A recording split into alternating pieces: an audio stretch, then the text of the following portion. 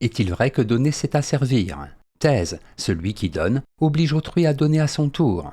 Donner aux pauvres n'est qu'un moyen d'entretenir leur misère. Antithèse, donner est un acte qui renforce les liens qui m'unissent à autrui, un acte d'amour et de profond respect. Thèse, il est vrai que donner c'est asservir. En effet, en donnant, ou bien j'oblige mon donataire à me rendre plus que ce que je lui ai donné, ou bien je le mets en position d'infériorité. Le don charitable ne libère pas les pauvres de leur misère. Premier argument, le don implique une réciprocité. Dans son essai sur le don, Marcel Mauss explique que dans les sociétés archaïques, il n'existe pas de simple échange de biens, de richesses et de produits au cours d'un marché passé entre les individus. Le don constitue un échange des prestations totales. Donner prouve ma puissance, mon prestige. Celui qui reçoit est dans l'obligation morale de donner à son tour.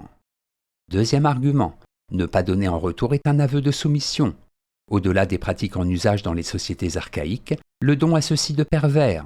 En donnant, je fais nécessairement comprendre à autrui que je suis plus riche, plus puissant que lui. S'il ne peut pas rendre d'une manière ou d'une autre ce qui lui a été donné, il se sentira redevable, autrement dit, moralement asservi au donateur. Troisième argument, le don n'est pas charitable. La véritable charité consiste à agir de telle sorte qu'il n'y ait plus de pauvreté. En revanche, donner aux pauvres n'est qu'une manière de se donner bonne conscience.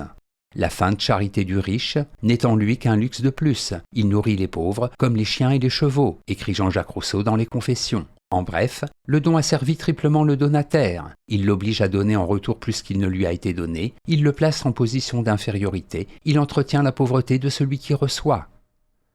Antithèse, il n'est pas vrai que donner c'est asservir. En effet, donner est un acte désintéressé. Celui qui donne n'attend rien. C'est par amour de l'autre que l'on cède un bien sans contrepartie. Cet amour, loin d'asservir, permet aux hommes de vivre librement. Premier argument, c'est par intérêt que l'on cherche à asservir l'autre. L'action de donner ne peut pas être à la fois gratuite et intéressée. Aussi est-il contradictoire d'affirmer qu'en donnant l'on puisse asservir l'autre. En effet, je n'asservis quelqu'un qu'à partir du moment où j'ai intérêt à le faire. Or, le seul intérêt que j'ai à donner est de secourir, de faire plaisir. Dans tous les autres cas, l'on ne peut plus véritablement parler de don. Deuxième argument, donner c'est aimer. Le Christ a enseigné aux hommes l'amour du prochain. Cet amour repose sur le don de soi, mais aussi le don de tout ce qui peut améliorer le sort de mes semblables. Si je donne, ce n'est pas pour asservir, mais pour libérer. Je libère autrui de sa solitude en lui donnant de mon temps. Je le libère de sa misère en lui donnant tout ce dont je n'ai pas besoin pour préserver mon existence. Troisième argument, il n'est pas de liberté sans amour. Plus les hommes sont égoïstes et intéressés, moins ils sont libres. Je ne marche pas librement dans la rue si je sais qu'à tout moment je peux être agressé par ceux que j'ai trompés et qui sont devenus mes ennemis. Libre, par contre, est celui qui aime les autres et qui est aimé d'eux. La générosité envers autrui est mère de liberté. En bref, ceux qui donnent pour recevoir sont intéressés. Mais ce n'est pas cela donner.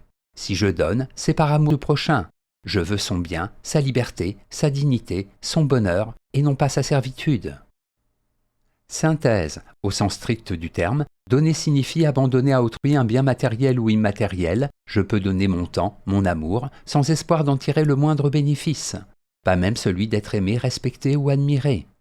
C'est pour moi un impératif moral de refuser catégoriquement que l'on se montre redevable de ce que j'ai fait.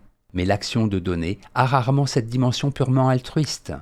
Le don est généralement intéressé. Dans les sociétés archaïques, elle oblige effectivement le donataire à rendre ce qui ne lui appartient pas. Accepter quelque chose de quelqu'un, c'est accepter quelque chose de son essence spirituelle, de son âme. Marcel Mauss essaie sur le don, et pour des raisons de prestige, à le rendre en donnant plus que ce qui a été donné. Cette obligation est bien une forme d'asservissement, tout comme le don qui n'est pas gratuit. J'asservis l'autre lorsque je le rends psychologiquement, moralement, redevable de ce que je lui ai donné. Note et commentaire, système de prestation totale.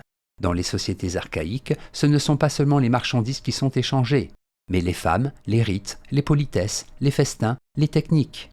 D'autre part, ce qui est échangé a une valeur spirituelle.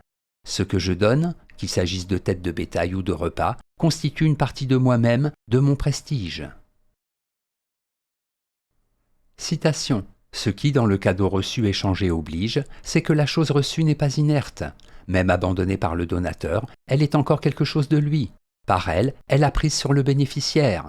Comme par elle, propriétaire, il a prise sur le voleur. Marcel Mauss, Essai sur le don.